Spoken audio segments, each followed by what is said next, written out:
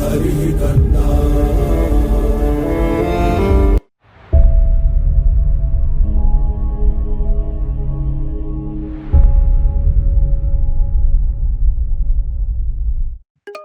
So, with this, we are done with classical probability concepts. Now, let's look into the empirical probability. Okay, we'll see what is empirical probability. We have seen what is classical probability and who brought that, and then concepts of classical probability, rules of the classical probability, complement, and then examples from the classical probability. Now, it's time to get into the empirical probability. So, what is empirical probability? So, before we understand the empirical probability, let's understand the history of the empirical probability. We'll see from where the empirical probability has come, what made to make empirical probability. So, the concept of empirical probability has been used for centuries by scientists, engineers, and statisticians to make decisions and predictions based on observed data. However, the formal development of empirical probability as a branch of probability theory is attributed to the 19th century mathematicians and statisticians. So, one of the earliest proponents of empirical probability was the English mathematician John Venn. John Venn, who used empirical data to study the frequency of different types of diseases in London in the mid 1800s. So, Venn used his observations to develop methods for calculating the probability of certain diseases occurring in different populations. So, another important figure in the development of empirical probability was the French mathematician Laplace, who is often credited with laying the foundation for modern probability theory. Laplace used empirical data to study the probability of various astronomical events, and he introduced the concept of conditional probability, which is still widely used in statistics and data analysis today. In the early 20th century, statisticians such as Ronald Fisher and Carl Pearson further developed the theory of empirical probability, using it to analyze large data sets and make predictions in a variety of fields, including genetics, psychology, and economics. So, today, empirical probability remains a vital tool for researchers and practitioners in many fields, including data science, very, very important, including data science, engineering, and social sciences. With the advent of powerful computers and sophisticated statistical methods, empirical probability has become an essential tool for analyzing data sets, analyzing very complex and huge data sets, and making informed decisions based on the observed data. So, now tell me, what is empirical probability? So, empirical probability is a type of probability that is based on the observed data, based on actual experience to determine the likelihood of outcomes. It's also known as the experimental probability.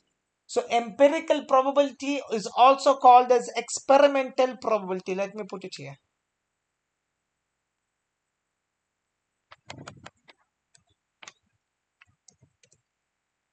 So, empirical or experimental probability. So, it's also known as experimental probability, and it is often used in situations where it is not possible to determine the theoretical probability of an event using mathematical calculations. So, empirical probability is calculated by performing a series of trials. So, this is calculated by performing a series of trials or we call it as experiments and observing the frequency with which a particular event occurs.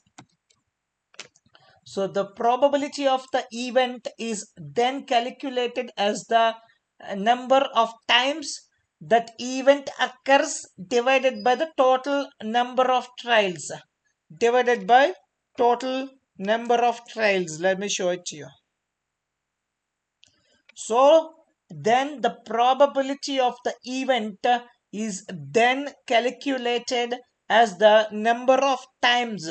You see that number of times event occurs divided by the total number of trials. That's what. So number of times, it's called F, frequency of desired class, divided by the total number of trials, which is no total number of trials or experiments. Total number of trials or experiments, which is denoted by the n. So that's what is an empirical probability or experimental probability. So for example, if we roll a fair six-sided die 100 times and record the number of times each number comes up, we can use this data to calculate the empirical probability of rolling each number. So the empirical probability of rolling 1 is the number of times 1 came up divided by 100 and so on for each number. So this is what we call it as empirical probability. So empirical probability can be useful in situations where the theoretical probability is unknown or difficult to calculate, or when the actual outcomes differ from what is predicted by the theoretical probability. However, it should be noted that empirical probability is based on a limited sample of data, and as the empirical probability is based on a limited sample of data and may not be representative of the true probability in all classes. Very, very important in all cases. So an empirical probability or experimental probability may not be representative of the true probability in all cases. Always remember that. Always remember this.